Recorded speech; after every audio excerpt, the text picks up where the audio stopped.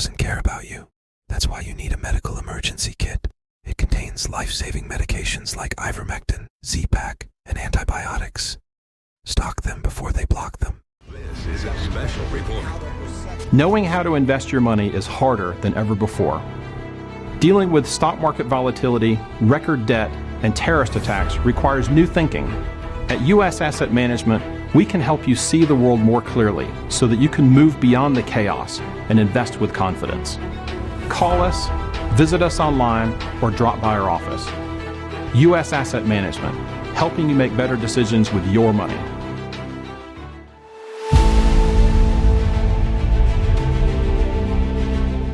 Hey, good morning. Good morning. Thanks for coming on. Really appreciate it, man. Sure.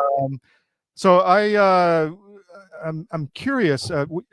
Let's start with this, and we can go wherever you want. But Tucker Carlson had Kurt Weldon on the other night, and he mentioned you several times. I'd like to know what your overall thoughts are on 9/11. I mean, I mean, I know this is a subject you beat around the bush for 20 years, but what say you? Well, I didn't really beat around the bush, but I've been pretty direct about it. I think that there were elements of the government that were working against the interests of the American people and facilitated the attack one way or another, either by omission or commission. I don't know which it is. That's, I think, what we're all trying to figure out. Yeah. There's no way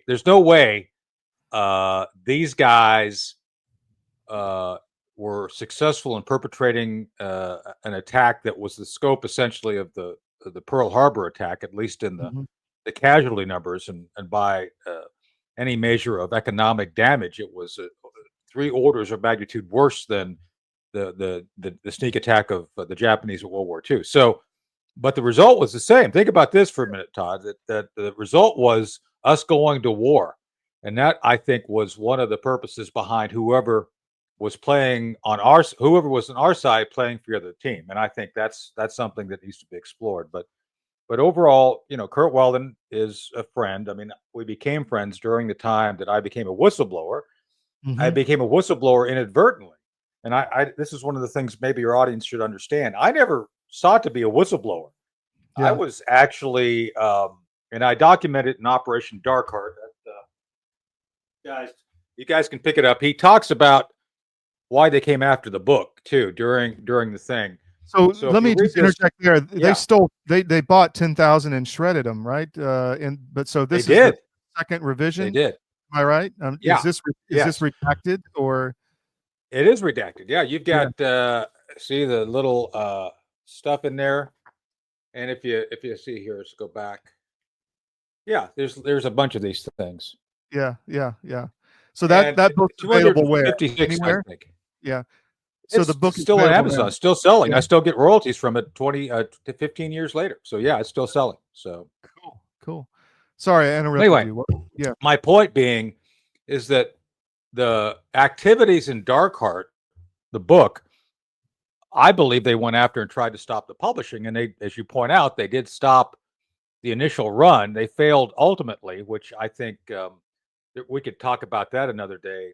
There's a investigative reporter named Peter Lance.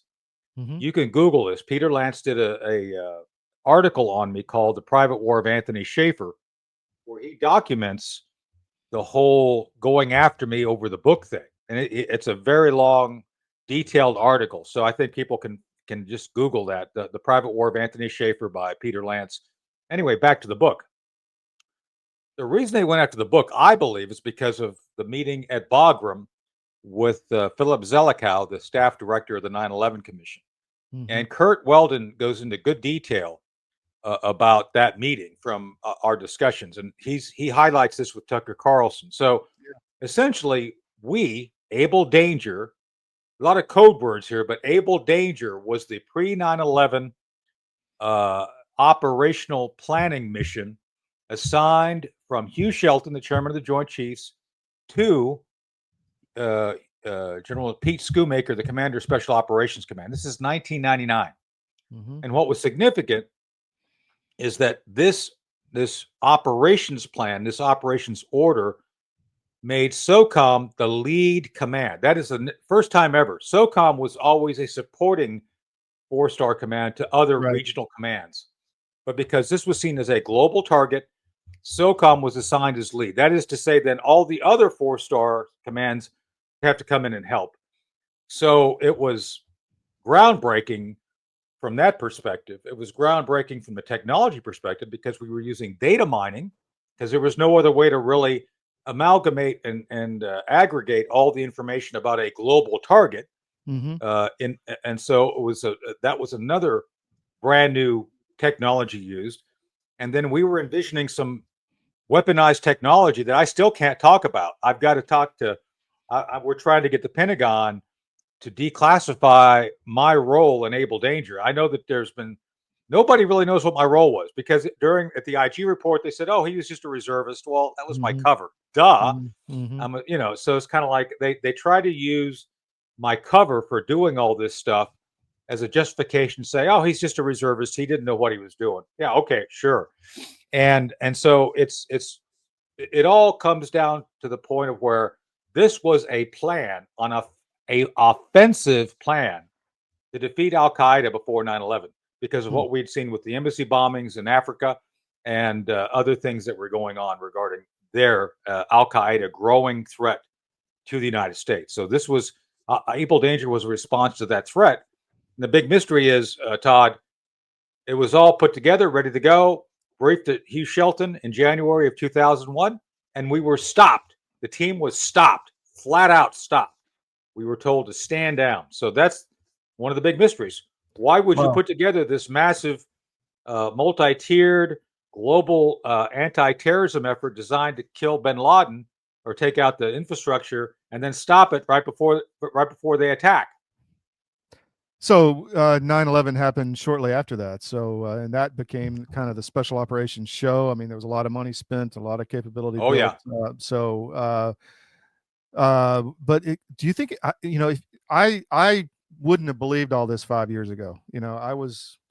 I had the scales on. I was, rah. I was all pro Bush back in the day. But if you look back through these several cycles, man, I mean, it's pretty damn obvious now that there's been something going on for a long time, all the way back to the Gulf of Tonkin or before, right? Yep. I mean, because we didn't want to win these wars. We just wanted them to keep going. I mean, that was it, right? Just to spend the money. So, I covered that in Dark Heart, too, because Dark Heart, fast forward after 9/11, and to your point, Steve Cambone testified in, I think it was an open hearing in 2005. When we had the hearings on this. No, it was February 2006. Steve Cambone testified.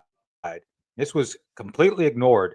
That he said, while they dispute our claims regarding the Able Danger operation, he did admit that they used the plan to go after Al Qaeda after 9/11. So it's like, okay, dude, you kind of made our point. They picked up the plan we had developed to go after them before 9/11 and used it after the fact. The question becomes, why didn't you just let us use it before 9/11? Because that was what it was supposed to do. Anyway, fast forward to Able Danger. I mean, to Operation Dark Heart. Dark Heart was our concept to go into Pakistan to kill Zawahiri. That's what it was all about. And we believed as a team, we were, at the time I was there in 2003, there was about 11,000, between 11 and 15,000 U.S. forces. We didn't have a lot. So we were so lean and mean. We were on the offensive. We weren't trying to nation build. We were trying to go kill bad guys, which should have always been the mission. And then in the book, I confront David Barno, who became part of Michel Flournoy's group. Michel Flournoy created the Center for New American Security. It's a deep state think tank, just saying. Spoiler alert. Most of them are. So one of the deep state guys, Barno, decides, I don't want to chase bad guys. I'm going to make Afghanistan into Minot, North Dakota. We're going to make them American. And so they decided to make it into a counterinsurgency, which turned us from a small group of special operations and intelligence folks, which I document in Operation Dark Heart, into this, making Bagram into a big base, turning the whole country, occupying the country effectively, putting up 100,000 troops, near 100,000 troops total at the high water mark of Afghanistan. And I said at the time when they started this nonsense, the moment we pull out, everything goes back to the way it was before. And sure enough, Yeah. that's what happened. So, Well, let's switch gears from Afghanistan. I mean, I think the 9/11 story, by the way, is just getting started. I mean, yes, there's I'd like to believe so. a lot is going to come out there. I had Jake Sullivan on the cold open in a recent speech he gave, and he was saying, "Well, we considered the risks, and later on, we felt like we could take the risk to target Russia deep range with the ATACMS and all, and cruise missiles and everything else, Moscow." But I don't think I guess what's your thoughts on the Ukraine situation? I don't know where you stand there. So what do you think? So I agree with Marco Rubio, Mhm. the admission that it's a proxy war between us and the Russians. Mhm. My view is I didn't see Congress approving a proxy war with us and the Russians. Just saying, Yeah. I Yeah. must have missed that. So at this point, when I don't dispute what you just said, I dispute the Mhm. fact that they had any idea of what to do with the. Okay, you use the attack on. Mhm. What are you trying to achieve? One of the things that Exactly. I've noticed is that we have a military that, and think about this for a second, Todd. We've had a whole generation of military officers serve, get promoted, get all these nice medals on their chest, and accomplish absolutely nothing. Yeah. To especially Mark Milley. Just saying, it's like, Oh yeah. And in fact, cause a so lot of destruction, and instead of not so accomplishing so my anything. question becomes then, why have we allowed the system to become focused on measures of performance, Mhm. MOP, versus measures of effectiveness, MOE? Outcomes. Yeah. Now, there's a distinction with a great difference. So, measures of performance, like, hey, did you wear high heels and do it well? Well, yes, I did. So you performed well to that point. But were you effective? Did you stop the bad guys? Well, Mhm. no, I didn't. Well, that's why they do it measures of performance, not Mhm. measures of effectiveness, Right. because you can create any performance point artificially. Like, did you manage? Did you show up to work every day with a smile? Yes, Well, I did. Oh, DEI there is you the get a medal. DEI is a perfect example of that, right? I Yeah, mean, yeah, exactly. yeah. So go ahead. Exactly. So what we failed to do, and what we used to do, and the standard I came up with in the Army Mhm. Mhm. is, were you effective? Because I used to get, full disclosure, I used to get in a lot of trouble. I was a hellion. Just letting you all Mhm. know. I mean, I'm pretty honest in the book how much of a hellion I am. So a lot of the time I was in trouble, but I was getting my job done. It's like, yeah, he's he's doing it. He's doing these stupid things. He's sleeping with the general's driver, and Mhm. he's doing all that, but he's getting his job done. I'm just saying. I'm no saint. I'm no saint at all. As I told people, I won my election here in Chihuahua County as a commissioner. It's like, I'm a I saw retired that. spy, and I did everything spies do. It's like, yeah, we don't care. It's like, okay. So I'm just saying that as spies Yeah, yeah. go, I was a typical spy, but I was effective. I would be assigned a series of missions and tasks, or being put in command, and I would get it done. That was my Mhm. job, to be effective. And they've gotten away from that. It's all about this artificial performance stuff that has no relevance to operational success or military strategic operational excellence. So that's where we're going wrong. Well, you see that in Ukraine. I mean, with this C2 cell in Wiesbaden, Exactly. with the British generals. I mean, just corruption and failure all the way around. Exactly. I've been against this war literally for over a decade because I saw it early that this is not our fight, and it's going to I'm be a with you mess. And 110%. Yeah. so, my question to you now is: you've been kind of in the same circles I've been over the past, but where do you see this going? I mean, how do you see this ending? How do we get out of it? Well, we ended by ending it. Period. Mhm. The president. I let me be careful here. Mhm. I have not talked to the president. I have not talked to the Pentagon. But if I'm reading the tea leaves correctly, it's ended. This is the Mhm. Ukrainians don't know it's ended. So all the basic military supply, all the supplies that are in the pipe going are from Biden. Mhm. Ain't nothing else coming. That's it. Yeah. So President Trump is at least being reasonable and allowing it to go through, but he's made it very clear. It's like, this is not my war. This is not a U.S. war. We're going to stop it. So, if nothing else, Todd, by July, the supply chain from us will be ended, and the Ukrainians will have to end it. They're going to have no choice because otherwise the Russians will use a military solution. Putin has already said he's used very clear language. They've got the 9th of May celebration coming up. He's invoked the Great Patriotic War. He's invoked all these images of winning World War II against the Nazis. He's basically said, hey, the modern Nazis are the Ukrainians, just saying. So if Zelensky doesn't come to an understanding, if the Europeans continue to use the bellicose language and say, "Oh, we're going to replace the United States," hint, they won't. They can't. No, they don't have. It's like no, but they keep. So if Zelensky and the Europeans keep playing this, oh, we're just going to keep the war going on our own, the Russians will end it. If they will end it in a military victory over because they've called up 160,000 reservists. General Cavoli, the Yukon commander, I think, was saying the other day in testimony, oh, they're exhausted. No, it's called an operational pause.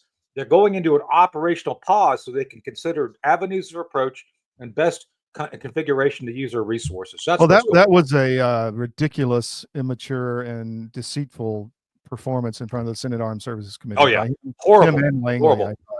We delved into that pretty heavily. You know, there's a new narrative coming. You mentioned it, so I just want to bring this up. This is a new narrative coming out of Moscow. Eurofascism, just like 80 years ago, meaning the U.S. and Russia against a fascist Europe. I mean, there's some truth to that. Am I wrong? Yeah. Fico, the leader of which country it is, Fico has said, the leader, I can't remember what country it is, has said, I'm going to attend the May 9th. It's Slovakia. Yeah. Slovakia. He said, I'm going. And van der Leyen has warned him saying, oh, there'll be consequences. And he basically came back. This is all public, though. You all can read this. He basically came back and said, I'm a leader of a country. Yeah. I can go and do what I want as a leader of a country. You can't threaten me. And oh, by the way, van der Leyen, you're kind of proving the Russians' point. You're kind of making their point by you telling us what we can and cannot do. And so, yeah, the Europeans are kind of proving the Russians' point. Just saying. And I'm not pro-Russian. Yeah, I'm pro-truth. That's what I want. And pro-American. Yeah, I don't want our boys and girls over there because it's a hellhole and they don't need to be there. Let's shift to the Middle East. Trump came out and said that he stopped, or the New York Times said today, he stopped the Israeli attack on Iran's nuclear facilities in May. I think that's a good idea. I don't think we need a massive war, another one in the Middle East. There'll be lots of death in the Navy, air assets, and I don't think we can afford it. What say you? I agree. So I believe that we've missed opportunities going back to 2009. The greatest opportunity, I believe, to halt the nuclear program was by an internal revolution known as the Green Revolution. Right there with you, man. Yeah. If you have internal problems, look. This was the whole idea of Operation Dark Heart to make. The idea is like if you're causing such chaos internally in that organization, they can't look externally. They got to focus on the inside. So that's what we should have done. And it's homegrown. It's already there. Exactly. Yeah. So we should have said, yeah, we're all for regime change. It's like, oh, we're not promoting regime. I don't care. We should promote regime change. The theocracy that runs Iran is dangerous to everybody. Most dangerous to the people who live in Iran, the Persians. So we should encourage them to rise up. I don't think we should do it, but we should. It's like, hey, if you guys rise up, we'll be there to help you on the other end. Once you get your act together. But a democratic Iran would not be acting the way it is. And I do believe that the theocracy there, that the Shia do have a bent on destroying the Israelis, but not only the Israelis. The Sunni, they hate the Arabs as much as the Israelis. People tend to forget that.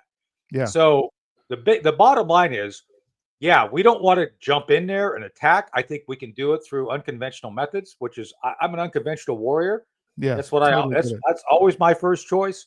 Yeah. Kinetic operations always lead to bad things, and I think we can avoid bad things by doing it other ways. Yeah, I actually just wrote a book on that. Let me just plug that. Paying the Price, The Untold Story of the Iranian Resistance. You can get it at historyofbooks.com.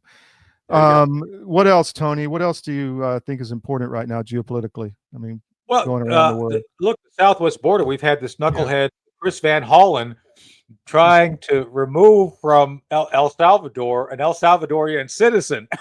Yeah. It's like, pretty no, he's amazing. a citizen of their country. It's like, he's not a Maryland man.